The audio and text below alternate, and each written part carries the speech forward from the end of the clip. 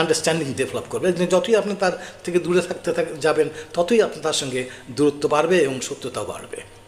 তো আমাদের তো আসলে ভারতের সঙ্গে শত্রুতা নেই। আমি সবসময় আগেও বলেছি, এখনও বলছি যে আমাদের যে অনেকে বলে যে আমাদের যেটা ফরেন পলিসি আছে যে friendship to all malice two নান, এটা একটা মানে প্রথম যেটা প্রতিপাদ্য সেটাই ভুল।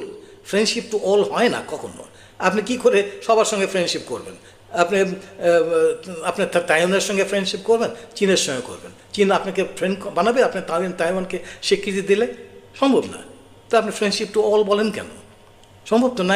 এটা কোনো ডিপ্লোমেসিতে নেই। অথচ আপনারা বলছেন যে এটা আমাদের হচ্ছে মানে আমাদের এটা ম্যাক্সিমাম এইটাই আমরা করি, অর্থাৎ friendship to all valleys two নান। এই জিনিসটা বলবেন না, বলা উচিত না, এবং এটা একটা টোটালি এরানিয়াস ব্যাপার।